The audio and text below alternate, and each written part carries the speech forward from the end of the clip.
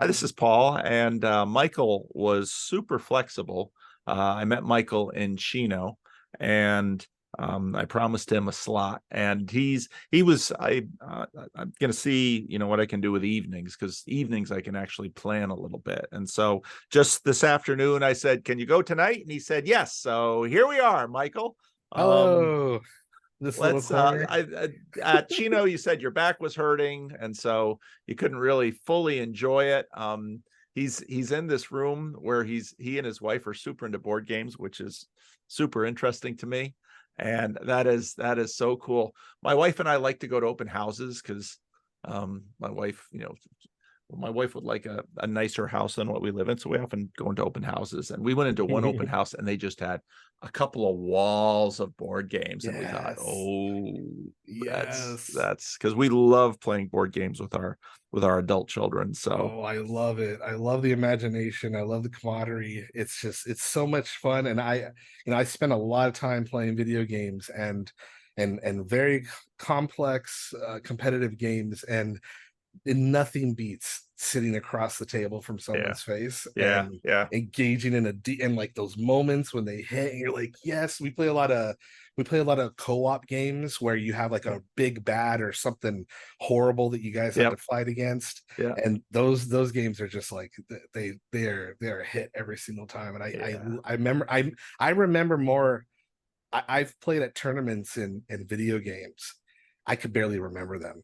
I remember winning like a game at a shut up and sit down in Canada. I have more memories of that one convention than I do of my entire career in gaming. It's just something about with people and faces and communing. It's super fun. yeah.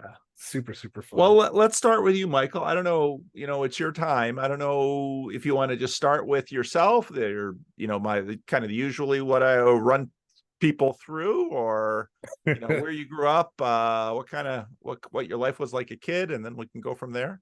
Yes, yeah. So I was kind of pestering you to get on here because I have a very well, I think I have a very strange and unique story that inlays lots of all the themes that are going on in society right now and what's being discussed in this corner of the internet.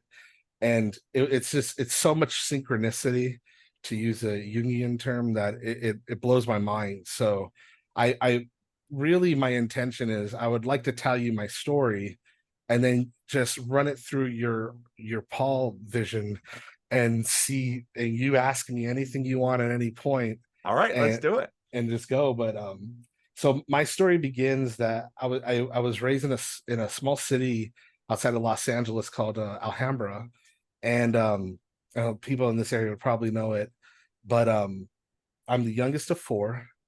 I have a half sibling out there from my father, and our house situation was not the best.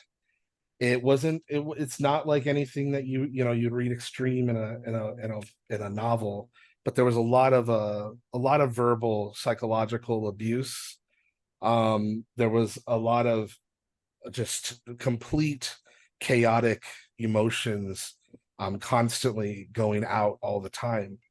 And the reason why this is important is because my life is pretty much marred by what happened in this home and then where it took me. And it has to deal with God. And so, and I'm okay. So my dad, we're all Hispanic. My name's Michael Collins, though, because my father wanted us to have white sounding names to make sure that we could get jobs and get interviews and things like that. And so we didn't learn Spanish, even though they knew Spanish. But it was, and my family's still around and such. I don't think they'll ever see this video, but I'm putting it out there anyways, just because I think it needs to be heard. And I've been a wanderer for so long. But a lot of essentially what it is that my father and my mother were both very abused as children growing up in their respective families. My father had a divorce when he was like 13. His father left. His mother raised him. She was very we'll just say very mean towards men. and he had two sisters, and she put a lot on him and a lot of pressure. My mother had a this is funny. My mother's mother has seven sisters and two brothers. And of those seven sisters, one of them is the mother of Edward James Olmos. So Interesting. it's a big family over there. But my mother, her mother was very, I mean, to this day, she's alive and she treats my mother like crap. And Wow. she's a mean narcissist. Um, she used to tell my mom she was stupid since she was a little kid. She would punish her, make her sit on her knees in the closet, hit her. And then she has two other siblings with two other men. So never was she really with, and then the last one she stayed with until he passed. But I only say all this just to kind of set you up that somehow but this woman and this guy had a kid when they were around 18 years old, and that was my older brother.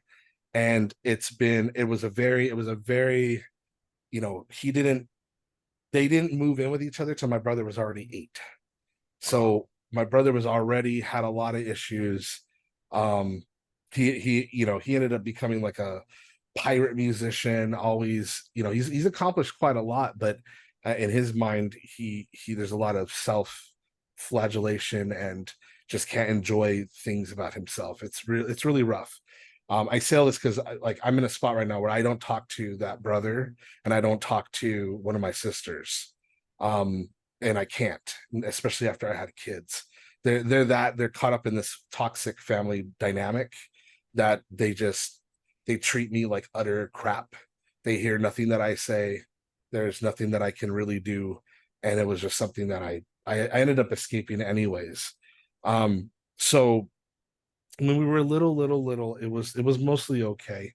And then by the time that I got to 9 or 10 is when the divorce, the big D-Day happened. And then it was utter chaos. It was fist fights every other day. The cops were at our house once a week. My father was in and out of the house. My mother was in and out of the house. Eventually, she ended up leaving, and then my dad stayed. And then it was still just, I mean, you never knew. And my siblings are going through this too. It was mostly me and my two sisters. Me, I have a sister that's 2 older and then 2 years older than her. My brother's 14 years older from me. So Wow. he was already like when I was 5, he was already 20. Um, and so he was already out of the house at that time. And so me and my sisters were the real ones that were trapped in that house together. And they were going through a hard time. They had, they're going through puberty and everything, and yelling and screaming and punching and hitting and verbal abuse and anything that would, I mean, anything could set anybody off. It was so bad that I remember just walking home from the 8th grade and just getting a couple blocks from my house and just wanting to vomit. And it was every time I was coming home, I would just get sick to my stomach. I just do not want to even. I would start trying to go to friends' houses and stay the night there. I was that kid. Um, However, saving grace for me was that my mother had insisted, because they didn't do it for my brother, but my mother insisted because when she was little, she had went to Catholic school for like 4 years. And she said it was the best time of her life ever. And so she insisted that me and my sisters went to Catholic school. And even though problems had already, because I was the youngest, the cracks were already showing when I was younger. I had moved from All Souls School in Alhambra to St. Thomas more, and then I went to St. Therese, and I had moved quite a bit between them. Despite all of that, the the the the Bible and what I learned from Catholic school was the only thing that could explain what I was going through. And I never met a literary moment where I saw myself in a book until the 6th grade when we read The Whipping Boy. Oh, And when I read, I was like, oh, well, that's me. Oh, and I just had this instant lightning connection. And reading the book, I was like, yeah, that's how I feel. Yeah, that's how that goes. And I had an immediate in connection. But that was the first time with a literary book. With the Bible, for me, though, from the very beginning, it was just obvious. I didn't have a moment where it was like I chose to believe or not. yeah. It just reflected reality. And it wasn't the fun parts of the Bible, if there are any. It's so funny because people want to sanitize the Bible often, and it's like, no, you don't want to do that. No, no, the horrible stuff is what made me feel normal. Yeah, That's what made me feel like I had, the quest for a spiritual home. yeah, That was what made me feel like I had a center. yeah, And of course, I'm a kid, so I don't yeah. have any language to Right, put any of right. this to. All I can remember is that when I was 3 years old, I can remember back. I have a couple things back at 3 and a little bit at 2, just visions, but they're almost like dreams. But I just remember being a kid and being outside and seeing the world and light and sound and everything, and it was perfect. And nothing was not perfect when I was in nature. And then when I'd go back into the home and with the family, it Yeah, was it was chaos and insanity. And and I always knew and felt really protective of that. I guess now I could call it innocence, but I don't know if it's innocence, because it didn't feel innocent. It just felt real and it felt like true. yeah, And so I always had that, and I always buried that, and that was always something that I related to as my own um connection to the world. And so anytime something bad happened, or would go low enough to challenge me to reject that part, I would reject whatever it was that was challenging me, and not that part. I would protect that mhm, tooth and nail. mhm. I just wouldn't. And I was always like that as a kid.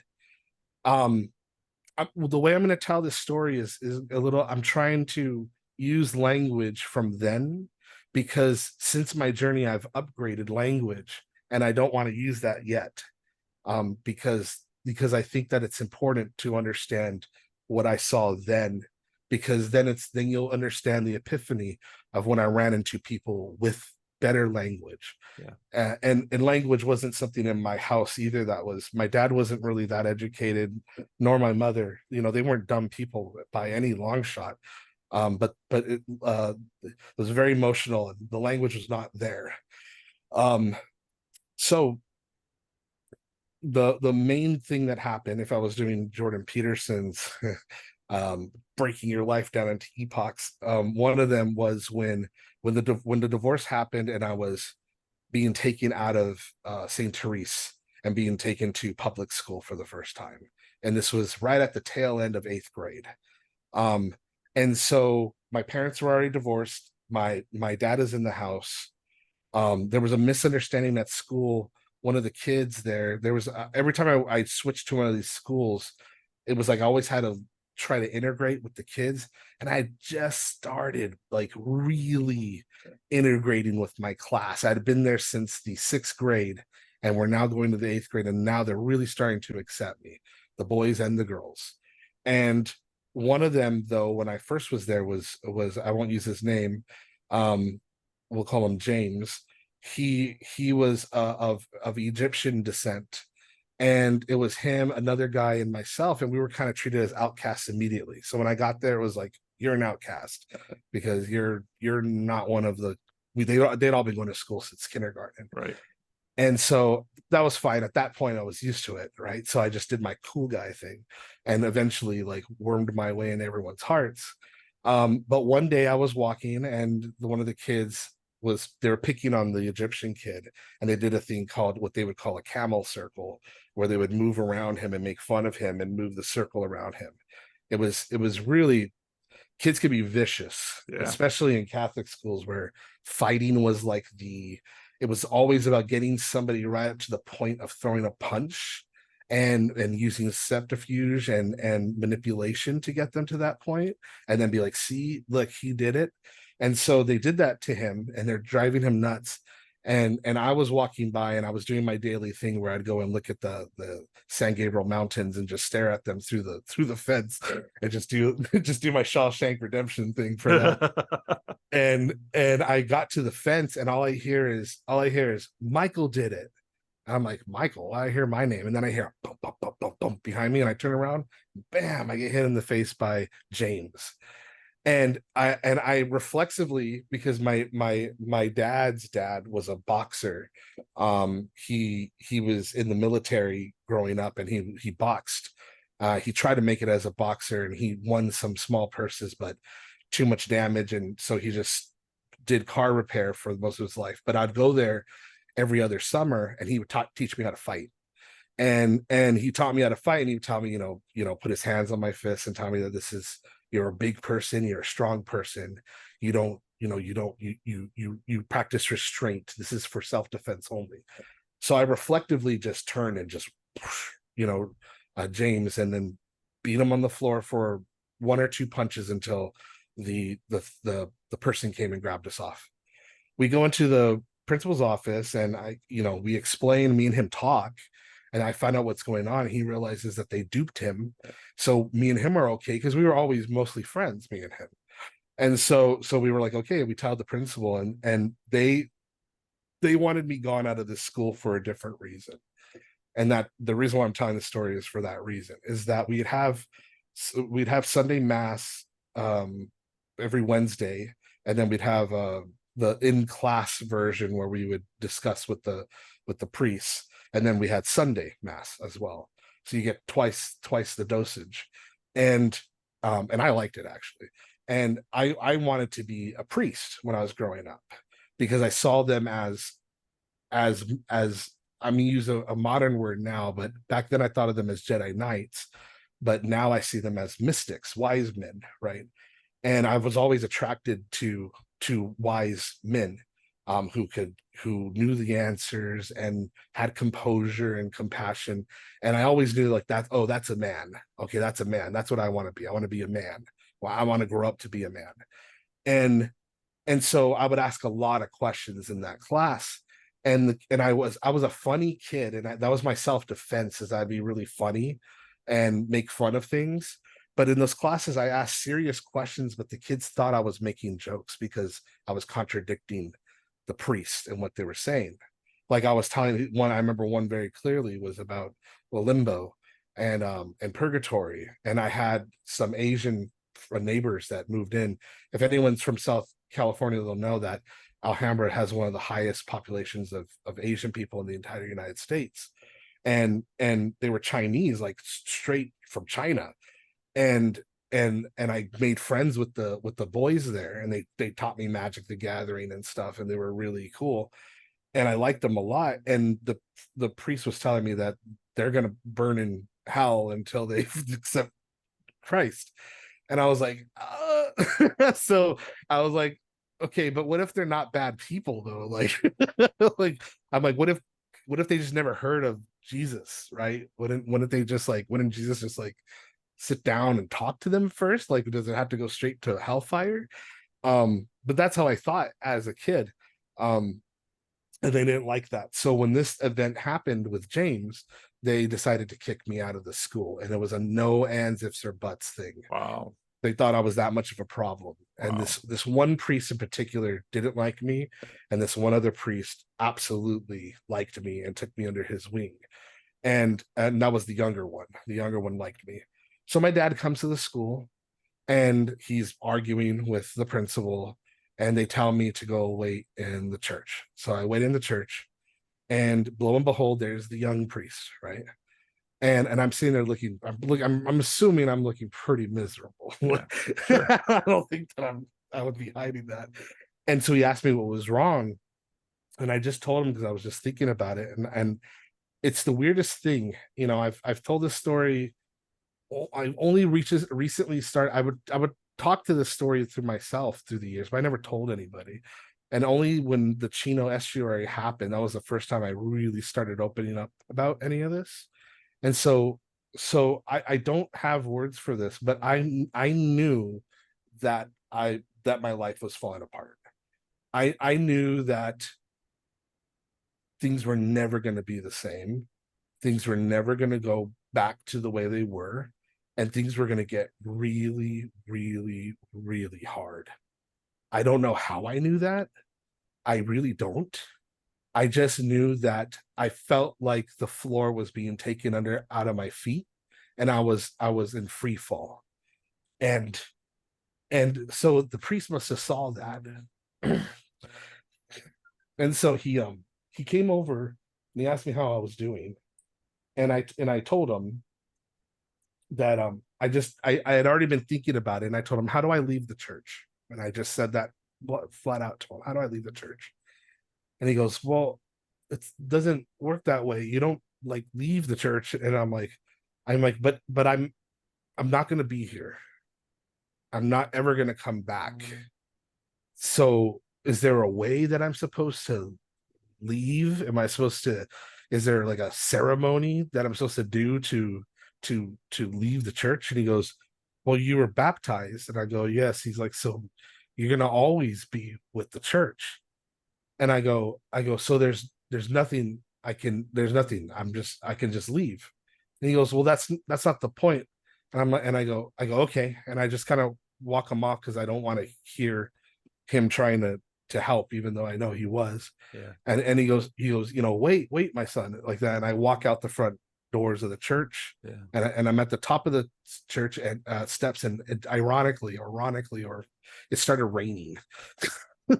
So I'm standing there and it's raining, and I'm just sitting there and I'm just going, I'm like on the verge of now I know what it's called. It's hyperventilating. I'm on the verge of hyperventilating. And and I look up at the sky, and the clouds part for a second, and I can see the sun. And for some reason, my memory as being a kid has always been attached to the sun. Something about the sun and me it's always felt like truth, like real. I can never deny that. And so I looked up at the sun, and I don't know where this came from, but I said, whoever you are and whatever you are, I will find your name. And after I said that, it stopped raining for a second, and then the clouds went back over and it rained again.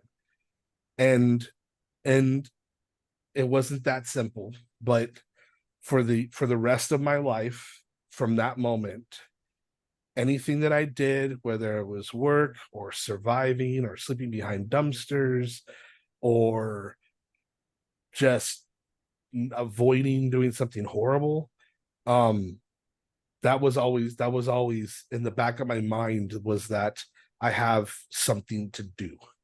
I have a charge to do.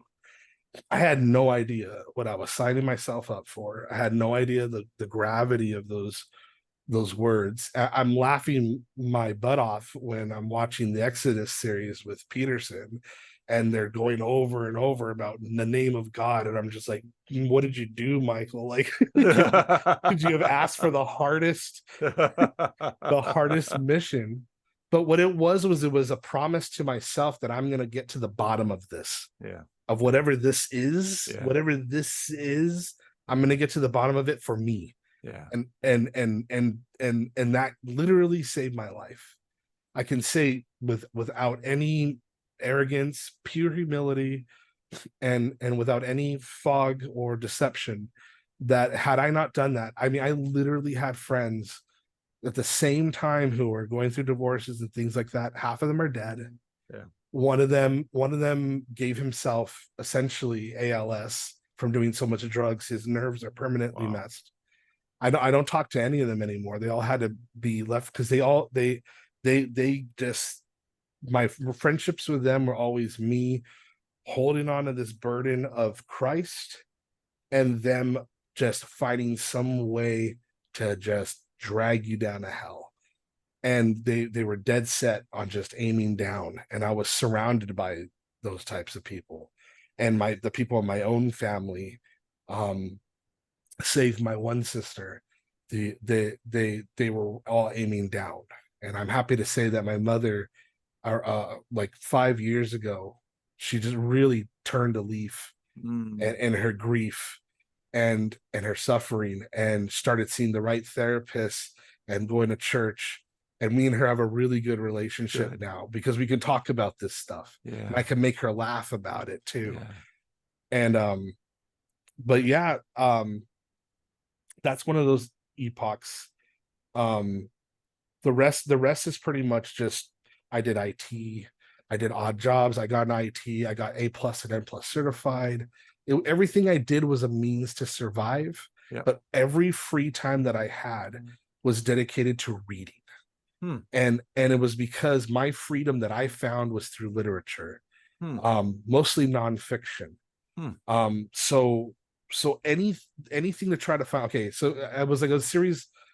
What really happened was right after that happened, where I made that declaration, a whole series of things happened immediately, where it was like, okay, everything you thought you knew about the world, you have to double check it. You have to decide whether this is useful or not, if it's good, if it's healthy.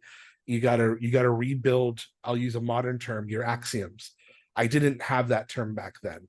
I called it my art back then. I said that I was my own art. So I would have to redraw myself, repaint myself. But in the image of what is true. I never didn't think anything was not true. I knew from my whole life that there is a thing as true with a capital T, that is just something, if we don't know it, it's something that it hasn't revealed itself, or we have not understood it, but it's there.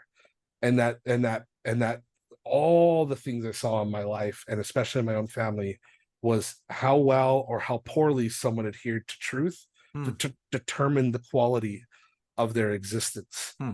And I knew that leaning into truth can be brutal, and Mm-hmm. it could be really rough, Mm-hmm. but I would do that over deception no matter what. Mm-hmm. It was obvious to me that it may not serve you now, it may put you in a bad place here, it may not get you everything you want here, but when you get all the way down here, you will be thankful that you followed that pathway to truth, because it highlights everything, all the bad.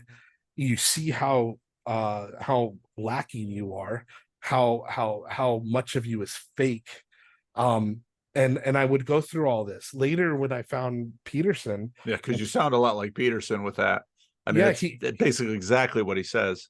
that's why I knew he was the real deal when I found him on the internet a little bit before he blew up, was because I'm like, hey, this guy's talking about my life. He's just using different. I had my own language. Yep. I Yep. had a completely whole language. So I was just sitting there. I immediately bought Maps for Meaning. Yeah. That was really hard to read. Yeah. But and I was reading that one with Neumann's Oh, yeah. History of History of Consciousness yeah. at the same. That was easier to read than Peterson. Um, but what Peterson gave me was a lot of good language. And that's what was nice, because he updated a lot of my words for Yep. some of this stuff. Yep. But I had known this stuff just from being honest with what I'm experiencing, Yeah. and just living very just, I would not betray that trust. Yeah. I would not betray my vision. Yeah. Just under no circumstance. Yeah. Now, when you got kicked out of Catholic school, did you continue to have a relationship with the church, or did that sort of go by the wayside? No, never had a relationship with the church since. Really? No, I would every now and then stumble into a church via some person that I met at some point in my adventures. Yeah. And I always had a reverence. I didn't blame the church. Yeah. That's important to know. I never blamed the church. Yeah. I describe it like almost being in a cult. Like, people, you're a kid. You don't think people are going to understand. And when I would tell people about how my family was, they would think I'm lying. And these are people that I was hanging out with their kids and having dinner with them, and eventually got to a part where I opened up and told them about some of the abuse, and they would just be like, "Oh, you're lying." And I realized, but they would do it in a fun and like a haha, way. And then and I realized, oh, people, they don't, if they don't know, they don't know. Yeah. Yeah. Yeah. And they won't look, they won't see Yeah. that. They just don't see that. Yeah. So yeah, no, I didn't have any interactions with the church. Ironically though, like I always saw myself as a Catholic. I always saw Yeah. myself as that stuff was burned into my brain, Yeah. and especially the passion. And so I would I would always, Peterson says it later about bearing your cross, Yeah. but I knew what that was way before I ever heard of Peterson. And the way I would describe it was walking through a blizzard in the dark and having a little candle Yeah. that was mine. Yeah. And it was my job to keep it okay. Yeah. And if I lost that, then I'd end up like all the other people around me that I saw just falling into the abyss. I knew that that was what was keeping me from falling into the abyss. So I protected it. So it's for me, God's been a very personal, like with a capital P, personal relationship. Yeah. That's part of why I'm here, because I'm like, I need friends. I've been going for a while without friends and without any comrades, even. Yeah. Yeah. And it's like there's only so much you can take on your back. Yeah. And now that I'm a father too, and the importance of that, and just the love that you get from children and how much they teach you, Yeah. and like my kids just confirmed so much that what I did was right, Yeah.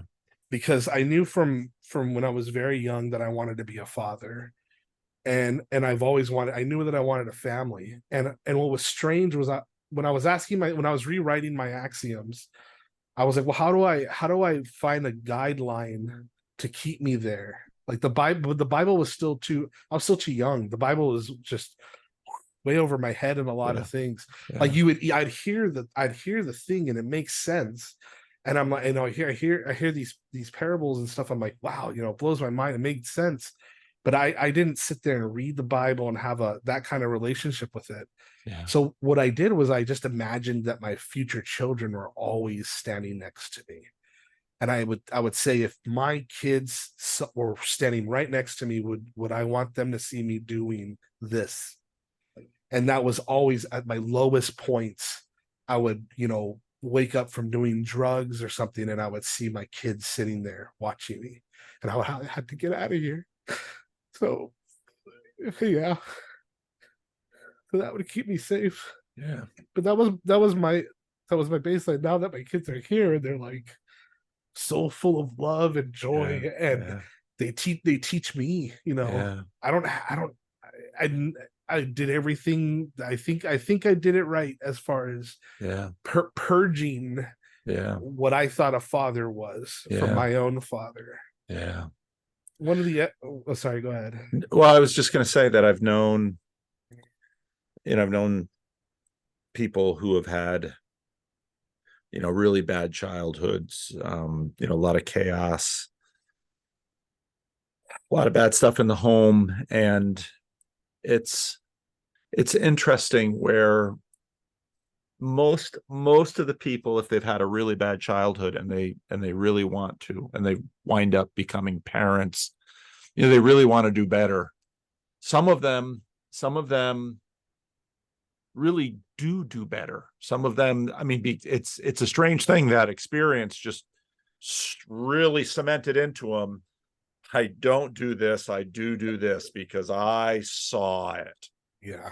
Others of them, sometimes the good that they would do, they can't seem to do. And that's so hard for them, because they watch themselves, basically, usually not at the same level of intensity or destruction, but it's so difficult. It's so difficult. And so it sounds like you've been blessed. That's the way that I look at it. And that's the way that I've looked at it my entire life, is that I can't ask for the past to be undone, because if any, I don't know how it works, any part of that is removed, then who knows where I would have ended up. Yeah. Yeah. that every lesson is valuable and Yeah. every choice was valuable. And I look at it like that, that I am absolutely blessed. Yeah. Because what you just described right now, that's my sister. Yeah. Yeah. And that's Yeah. her with her kids, and she's doing the same mistakes, exact same, and I'm seeing the sadness in their eyes of her children. The same, I'm like, you she thought that what I'm going to do is I'm going to have my own family and I'm going to do it better than my parents, and she didn't reflect on any of it, and so all she did was become the worst of both. Yeah. and Yeah. and she has a really good husband, she has really good kids, I mean, but they are, you can tell that they're very scared of her, they don't trust her. It was the same way with my father. Yeah. You know, he was scary. He's Yeah. what people don't realize when you come from a house like that, after about 18, I traveled a lot, and I lived in New York, I lived in New Jersey, I lived in Connecticut, I lived in parts of Canada illegally. I went to the Pacific Northwest, to Oklahoma and Texas. I just would go wherever the wind would take me. Yeah. And my goal was to just see how people live, Yeah. and to get a grasp of what this, my life, answering the question of what, to answer the question of what God's name was like, okay, well, if I have to answer what God's name was, I have to know what God is. And to Yeah. know what God is, I have to know what the world is. Yeah. And if I have to know what the world is, then I need to know what world history is. And if I have to know what world history is, I have to know what a human is. Yeah. And if I want to be a father somewhere in that, then I have to find out what a good human is. So I had a lot of work ahead of me. And so I spent a lot of time reading history stuff.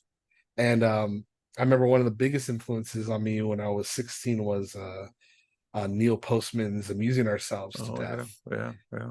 And I read that, I was like, "Oh, this guy talks like very clean, Yeah. very easy to understand, and he's Yeah. speaking truth." Yeah. And I remember I was reading that in high school, and it was already the 2000s, early 2000s. I graduated 2002. I didn't technically graduated. I got a GED and quit Yeah. early out of protest. But I showed them. I had the highest score in the Chino Unified uh, uh, district's history. They're like, I did it because a history teacher told me that I'd be nothing without a degree, without a high school education. I'm like, well, I'll show you, stupid me, of course. But it was so avoidable. It was so dumb. But anyways, I when I read Neil Postman and Amusing Ourselves to Death, I was like, there's truth, because a lot of stuff happened right at that time. It was 9/11. Yeah. That freaked me the hell out.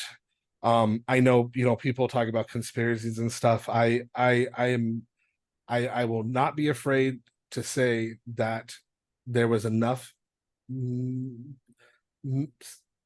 distrust in the narrative of what happened that day that at least merited an investigation. Yeah.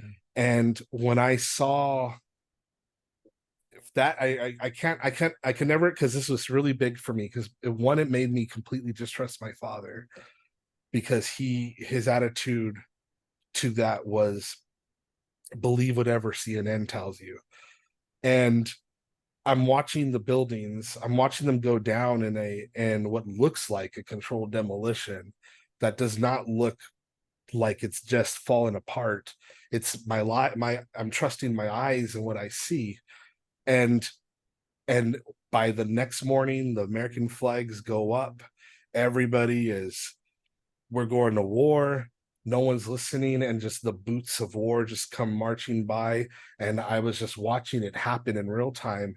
Yeah. And anytime I would say anything, questioning anything, I'd get spit on, Yeah. I'd get yelled at, and I realized at that moment my research changed, because to that point I was still kind of looking at the Bible, looking at Judaism, looking at the Quran, looking in the religions, because I knew that. But at that point I was like, I'm going into American history now, because somebody, to me, can I cuss on here? Okay, I'm just gonna. I'm trying not to, but I'll say. But at that point, I realized that somebody far away can fuck with me and my family. Yeah. It was the first time I realized that somebody can put a lie inside inside the seed of my into my coven and corrupt it. And that was like, I saw power and I Hmm. saw fear and I saw the one ring of Sauron, and that scared the crap out of me, that you can project into these people's minds, the television, because I never trusted the television. I got one when I was 15, and I put it out of my room because it was, I couldn't understand why we're trusting a box that's telling us things. Yeah. And I didn't understand why I would subjugate my own experience to something that this box is telling me. Yeah. Like, no amount of experts can make me untrust myself. Yeah. And so it was just bizarre that people would, but to the extent that people would allow it to think for them was what scared Yeah. me. Like Yeah. everything, the way they formulated their experiences, their values, everything. And so television is what scared me. That's what led me to Neil Postman Yeah. amusing ourselves to death, and then Yeah. eventually to Carol Quigley's, um, the the hit where he goes over the whole history of the United States, and all these different, I forgot the name of the book. It's upstairs. Um, but I got into like the conspiratorial side of American history. And then I just kept going, back and back and back and back and back in history. Um, and that's eventually what led me to Jung and psychology. Because after going beyond history, I started to see a pattern of thought that was related to religion, so I went all the way back to the Plato and Socrates, and that time period, and then followed it back to see how it evolved to the present, and that's what led me to Jung, Neumann, Peterson. You see, Okay. so So what do you want? What are you looking for? So now obviously your life is, I mean, you're sitting in the midst of a great game room, you have children, you have a family, you are, you have achieved in many ways, and that achievement is something of a restoration, because it's a funny thing that when you were raised the way, with all of the struggles you were, I mean, part of the drive to be a father and be a good father and give your children a good home. And of course, there's a strange irony in there, because the thing you want for your children is for them to never really experience or know what you went through. yeah, But that innocence for them is also a naivete right, that they, in some ways, they might be like those other kids. When you would explain to other kids, this is what your life is like, a kid is like, that life isn't like that, because that's never been. So right. there's an interesting irony with these kinds of redemptions and transformations. But so now that you've achieved this, what do you want? Um, that's the thing is, there's always been a struggle in my mind from the pressure, the spiritual father you see your parents as God, Yeah. you know, Yeah. and the pressure that your godfather puts on you. And there was a while, so about maybe 4 years ago, I hurt my back working out and doing weights incorrectly. I herniated a disc. But right at that moment, I had told myself I was living in the Pacific Northwest. I had a really good job. My wife wanted to come back to be closer to family, and we decided she was getting homesick, even though I loved it out there. But she was not like me. She stayed with her family. So it was perfect for me, but not for her. We talked about it. We agreed. We came back, and I thought, you know what? I'm going to go full throttle into Hollywood. I'm gonna just do what I can to make money in Hollywood. But what I always wanted to do was to write stories. I've always seen the world in story. I've always talked in story. I wonder if that comes across in the way that I talk to you, if it Well, you sounds told your story well. You told okay. your story well. And that's, I mean, not everybody can do that. That thank you. And I don't have someone to bounce it off, so that's why I asked naively. Um, because I want to tell stories, but I don't have anything to bounce it off to think if I'm good at it or not. And I say that because I started immediately landing roles in walk-on things, and I was in a workshop for comedy. And I went to this comedy workshop, and I'm answering your question. Went to this comedy workshop, and the first day there, they had us do some improv stuff. And there's some people in there that were actors that I even recognize from small shows and Yeah. stuff. And I stood up and I did my thing, and I had everybody rolling, everybody laughing. And I found out the next day that they all had me as the person to beat in the class. They're like, he's the best one. And I'm coming home from this thing after the second day. I'm having a great time. Paul, like the most sickening lightning you could imagine. I hear the voice of my dad brutally tell me, you will not say anything about any of us. You will not tell anyone about who we are, Yeah. and what you will not share who you are, and you're gonna Yeah. fail, and you're not gonna be this and such. Yeah. Yeah. And it made me so sick. I had to pull over in a parking lot and just sit there. And and and I had thought at that point that I had already dealt with the majority of my demons. I've never ran away from a fight when it comes Yeah. to my demons, Yeah. because that was between me and who is God. Yeah. But and I thought I had done a really good job. But then I started to realize why I never knew if I could do something like this. And I just got a lot of positive feedback. This is all new for me. And Yeah. then here came this horrible voice. And I sat there and I told myself, it's not your father. Even your father today wouldn't tell you that. Yeah. He's not even the same person anymore. Yeah. But it didn't change the fact that it rattled me so much that I ended up dropping from the thing. Oh. Yeah. And then Oh, that's too bad. like fate, my back broke like 2 weeks later Oh no. on my birthday. Oh no. And so I've been living on my back on the floor for like 4 years. Actually, Oh I no. have surgery this November. Oh, I hope the surgery helps. I hope so too. And then COVID happened, Yeah, and yeah, that's true. They got that I too. was already living at home. So for me, it was like it's like nothing different. I Everybody actually gets to did live pretty. like me now. Everyone gets to live like me. I had really not a hard time at all transitioning to that, since I was already in the midst of it. But yeah, I can't help but think that these are necessary though. Yeah. And so where I am now, what I want to answer your question, for the longest it was to be useful. Yeah. To be as useful as possible, Yeah. to the best type of people. Yeah. And that's where I'm at, is I don't have a people. Yeah. And so where do I put all this wisdom and knowledge?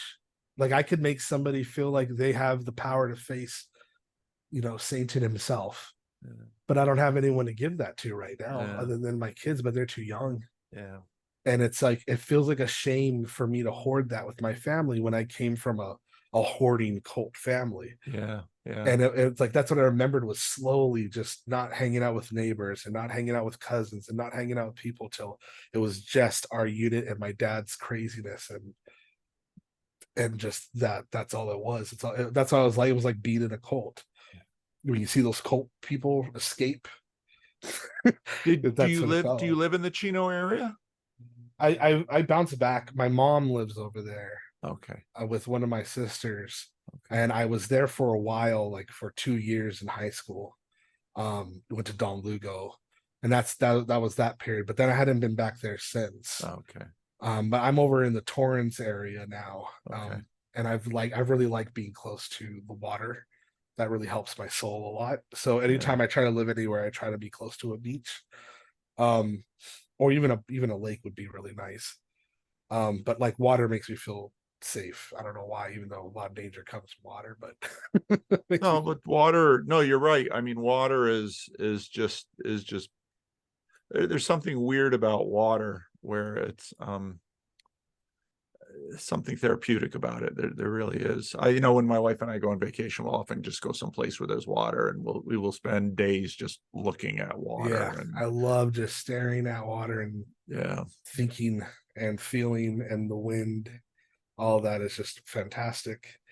Right now, what I'm doing to, plans change because of my back and everything. This was a major reason why I want to talk to you. I'll just really quickly sum up. I got to Peterson through the archaeological, sociological route. I didn't actually get to Peterson from the bills. That it was coincidence. It literally happened like a month after I was already pretty deep into his lectures on his class. I got there purely from Jung and Neumann.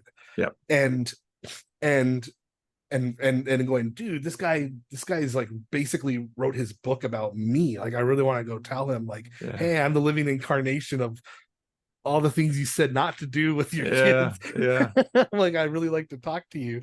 And then he blew up. yeah. And then, I told you this at Chino, but I want to tell you again because it means a lot to me to tell you this. That's when I started getting, about 4 or 5 years ago, is when I started getting the recommendations for your channel.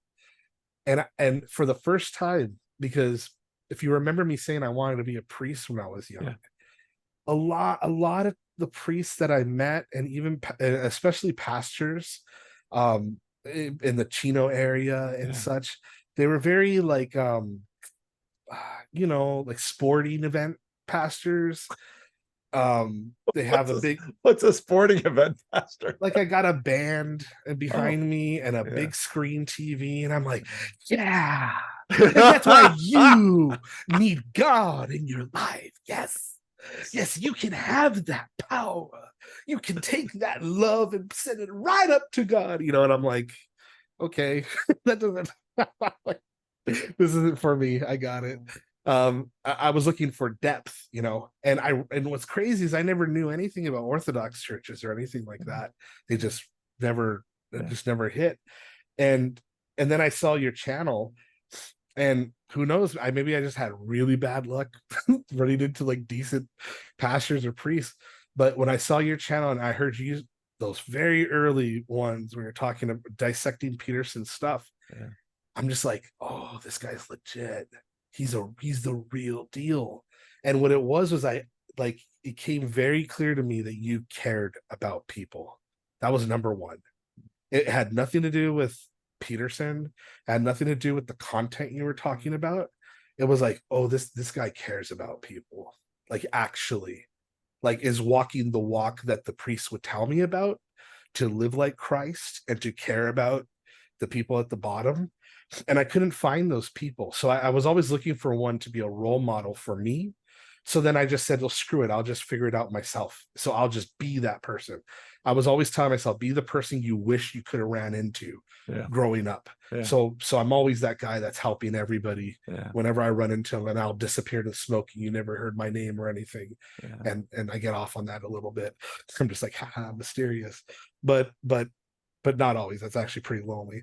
And when I saw you, I was like, wow, I as corny as it sounds, I'm gonna say it anyways because I don't betray the truth. I found, in a way, a spiritual home on your channel. Mm-hmm. And was not interested. I'm gonna be real honest. I'm not interested really in all the other people who listen to the channel and the groups that are forming. I got into the Bridges of Meaning Discord, and I just could not figure out for the life of me to penetrate that ecosystem at all. I'm like, I don't have the time, I don't have the patience. I'm on a very specific mission, and I don't know. I'm sure they're wonderful people, and that we would all get along. But yeah, you were the reason why I stuck around, and you're the reason why that I pay attention to all these other things from your channel. Every person you've recommended since, Tom Holland, I read Dominion. That was hard. but just because it's a lot, man. It's a lot. It's a Like lot of he books. writes so damn well, Yeah, dude. he does. He He is really writes such well. a good writer. Yeah. He is amazing at telling these stories, but it's a lot. It is a lot of history. Yeah. But anything you've mentioned different people and stuff, the people that come on your radar, I kind of just treated it like almost like this is my garden at the church Mm. is your channel. Because I am Mm. involved with the church, my wife's church. They're Lutherans. Good. And I'm not that involved. Like I don't have they've been there for 38 years. Laura grew up with my wife. She grew up with they've raised her, and Mm. we've raised their kids now. But Yeah. there's now a generation of kids that I've helped, and now they're all Yeah. going to college. And Yeah. I get that feeling there. I still don't feel quite like I'm at home there though. Okay. But I got a taste of it. Good. And that's what I get with your channel and specifically with you. Oh, So well, thank you. I appreciate your will and your honesty and your submission to God is real. And it's like that's legit. I'm like, I could feel that. I'm like, no, this guy, because it's not easy. I just know from personal experience to be that honest with what God is, and to also, because to be honest with it is to challenge it Yeah. constantly. And Yeah. I just don't see people put in that kind of work. I Yeah. see people, I what I say is they stop. They get to a certain point and then they stop and they're like, we're Yeah. gonna build my house here. And it's like I've never been comfortable with stopping. I feel like it's a continuous journey. And I Yeah. just see that with you. I'm like, man, this guy reads a lot. He makes all these videos. He watches. I'm like, and at your age, like, so you're like an inspiration to me. I'm like, Not that old. I know, I know. But everyone I've If I'm met still that's doing this at 85, then you can say that. most people I've met at your age though, there's nothing like that they're that passionate about. And so yeah, I'm not trying to kiss butt or anything, but it was like I was like, oh, he's the kind of guy that I was looking for growing up. Like who Thank you. actually cares. And that's not to say that other people don't. I do know they exist. I Yeah. just Yeah. didn't meet them. Yeah. And it's Um, hard. There's a lot of people, and people have pulled a lot of different ways. And but thank you for that. That means a lot to me. I your passion for honesty, that is really important in this world right now. I mean, we're not always right, but at least if we can be honest, that helps. And Peterson says it well. I mean, Peterson really does articulate that quite well when he talks about it's and you articulate. I mean, you sounded just like him when you go further down the line, and at least I think about that sometimes when I make videos, because it's like, am I gonna say this? Because there's a lot of reasons to not say this, but this yeah, is what I think.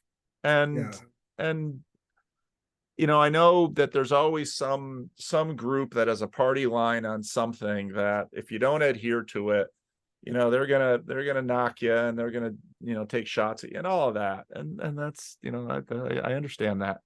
But to just at least try to say, hey, I might be right, I might be wrong, but this is what I see. This is what I see. And I think if in fact we do that with each other, then we will all in fact be better. And if we can learn to do that with each other, if we can listen to someone at least share honestly what they think, then maybe we can stop wasting a lot of time playing a lot of counterproductive games. So, but what I could say is anyone who's listening to this, when I hear Jordan Peterson describe the horrors of the gulags and people lying to themselves, that's why I say that I'm blessed. I'm glad that I was in a toxic family because I got no one could ever take away to be ridiculed. The truth was not welcome in my home. And anytime the truth was said, you were sometimes literally beat. yeah. And Yeah, isn't that, you're exactly right. And And that's why it's I'm the way I am. I will not. tyrannical societies and tyrannical homes. They're the same thing They're in the some same thing. ways. And for that reason, I will not yield to deception. I don't care how stupid I look. I don't care how dumb I look. You can throw cabbage at me. You can crucify me. I will not yield. I am that guy that if everyone is going nuts, I will say the truth. I've done it. I've done it in people's houses. I remember one time, and I really do take to heart the whole thing about, don't pray in public and don't brag. I don't brag. I don't know anyone. I don't talk to anybody. But I'll tell you this story as an example because it really put me in a weird position at my job. But I was at a personal party with some coworkers, and this girl this girl that's coming who was apparently has a degree in something and or something or other, and she knows one of the girls there who also has a degree in psychology, and she's coming over and she's married to this guy who apparently has like ADHD or something like that. But I don't know what the details is, but all I know is what I saw is that they come over to this barbecue and she is just beating this guy down in front of everybody, and no one is saying anything. And I'm just standing there just shocked. I'm like looking, I'm just like, are you seeing this?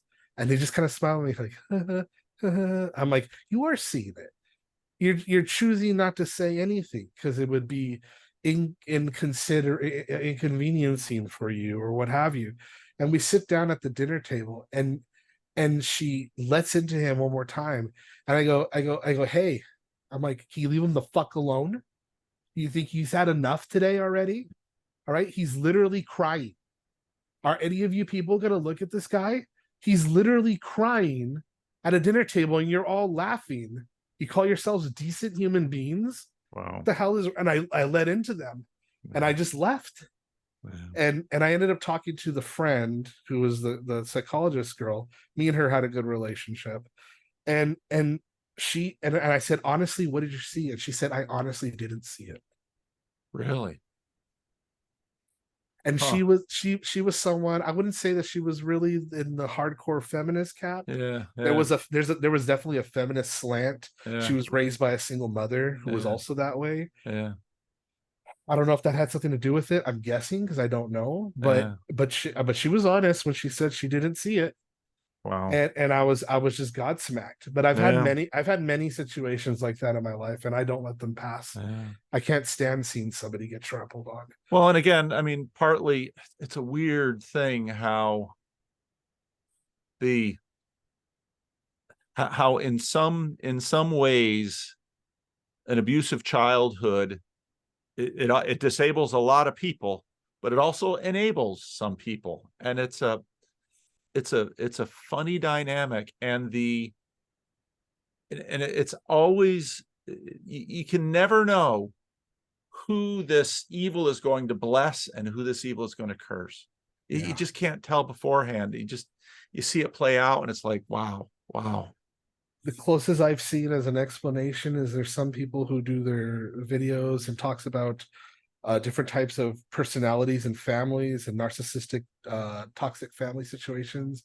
Like I went down a rabbit hole to try to understand myself, like a child post-traumatic stress syndrome. Like, but this is all through the lens of Western psychology, and the closest thing that I've heard, and it's not even a real explanation, so I don't think they really know, but they were saying that some kids just can see truth. And they just see right through it from the day they were born. And that's the closest thing I've been able to find as a way to apply to myself.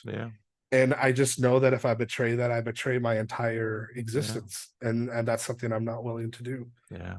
I don't want to betray my existence. It's all for me in a lot of ways, all I ever had.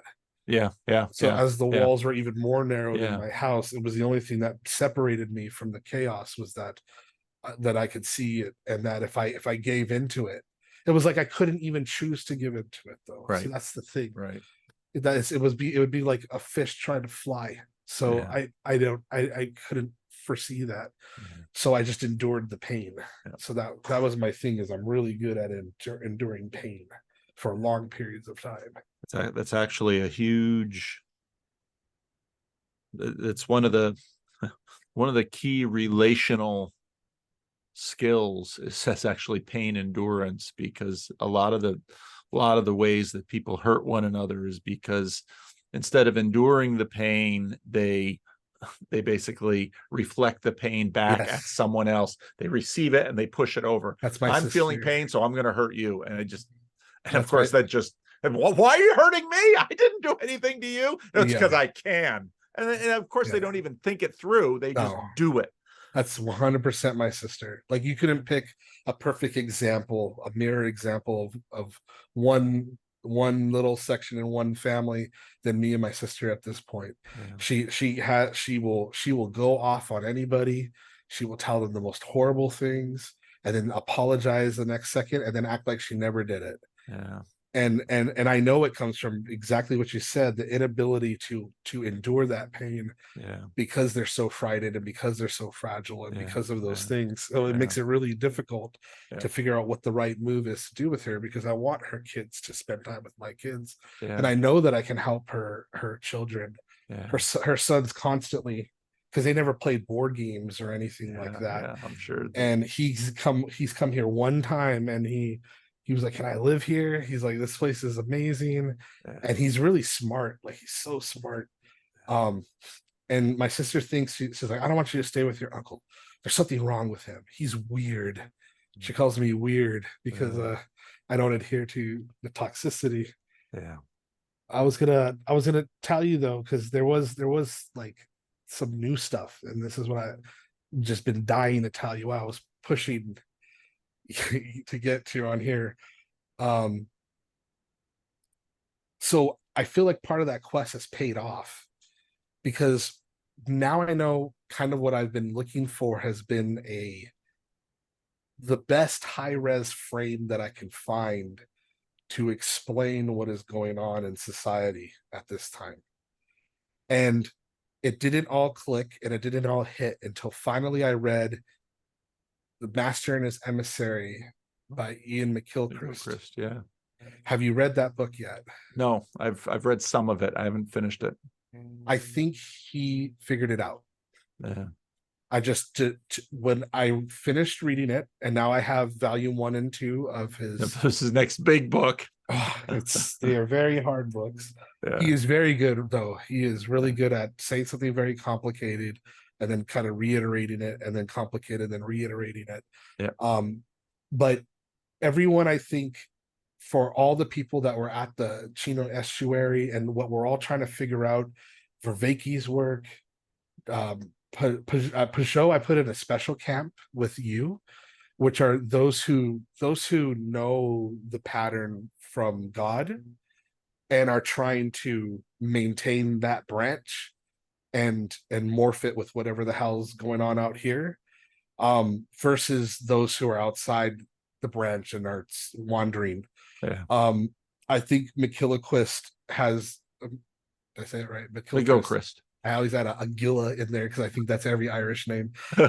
My friends called me out on that like 3 times. She's like, "You keep calling him McGilchrist." I'm like, I think he did it. I think the left and right hemisphere explains, as far as I can tell, because for me, I'm not a researcher person, but what I have is a matrix of patterns, and an amazing bullshit detector of those patterns. Like that was my first thing, was escaping the prison of bullshit. Yeah. So I always, a lot of, I would say my talents are, I'm an escape artist.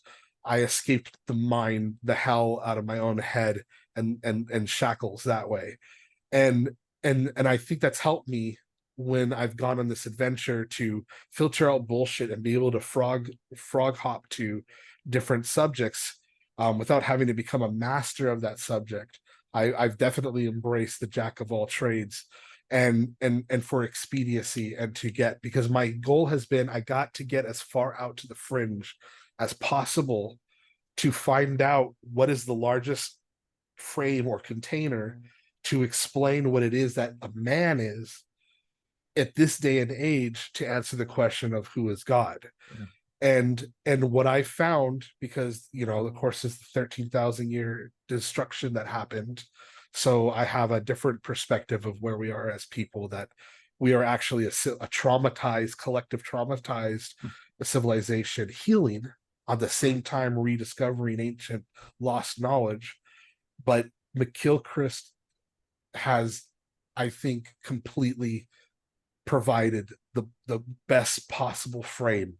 Because as far as I can tell, the left and right hemisphere schema and what he's put forth maps all the way up and all the way down and all the way left and all the way right to all the problems that are happening in the West and in the rest of the world, as far as being able to see the contrast in non-Western civilizations.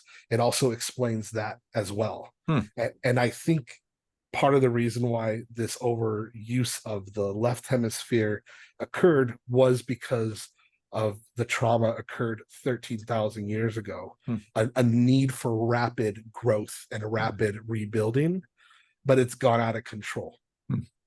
And I would implore you to read his book and see what you see when you see that, because I think it also completely accounts for what the Bible's talking about, is literally how to manage your hemispheres, and in story form, and it's brilliant. I mean, of course the Bible's brilliant because it's taking these very unique and extremes. It's to map out this type of territory of the human existence to the largest it can possibly do.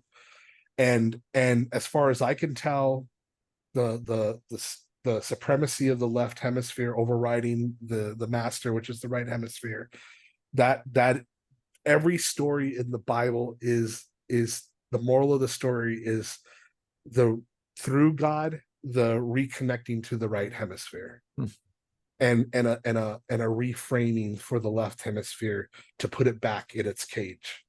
That this process is necessary, just like to escape my prison was not to become more connected to people, which would have been right hemisphere. It was to become more ruthless in my left hemisphere, to map my way out of it. I did have to use intuition and such to do that, but it was like that had to be finely tuned as a sword first. Yep. And then once I broke through, then it was all about putting that sword back in its sheath. Okay. And it was all about forgiveness and letting things reappear to you and reemerge to you in a correct, healthy way. And this going in and going out process is exactly what McGilchrist describes in his books. It's exactly what Vervaeke's work is all about.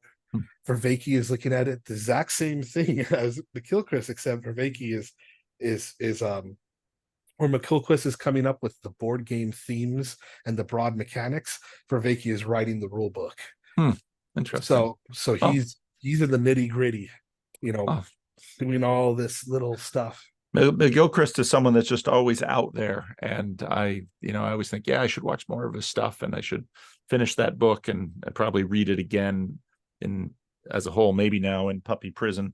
I have more time to read now. I just can't schedule anything because I never know what schedule the little dog is going to have. So it's you did an interview recently. I'm not sure how recent it is now. I think it's at least a week or so. He's on a lot. You can find a lot of videos with him. He talked recently, and I thought what really touched me about him was it hit real home with me, because my wife's asked me like what's motivated me. And I've always said that I just love this world. I've always loved this world, and I just don't want to lose that connection I told you about. Yeah. I don't want to lose that, and I don't want to see this world fail and fall into darkness. Yeah. McGilchrist gave the same answer as to what motivated him to write his book, and it damn near made me cry. Wow. And this has been his entire life, is studying this hemisphere thing. So there's no one comes close to him as far as researching this. Interesting. He is the only guy who has gone this far into this one subject and has dedicated his whole life and has put it into these two books, the Master and Emissary and the 2 volumes of the Matter of Things. And according to him, he's done writing. He's like, he may write some fun stuff, but his mission is over as far as he's concerned. Well, So, Michael, it's been a joy talking to you, and I I can't wait to share this with others. And I'm scared, but whatever. we don't have to. I could keep behind the paywall if you want No, me to. I mean, you were you pretty can transparent share about it. your family. I think you should. I think you should, because I think that's always served me well not to hide. Well, given what you said about truth, it Yeah. seems right. So it never, like Peterson says, it never stops scaring me. Okay. Well, thank you, Michael. I'm just more scared of the other things. It was a pleasure hearing your story, and I wish you well in terms of your board games and your family, and hopefully that surgery will help your back so you can get out and do a little bit more, and maybe some of those other dreams that you had that got deferred, maybe some of those will come true. So thank you. All right, take care, Michael. Have a good evening. You too. Bye-bye.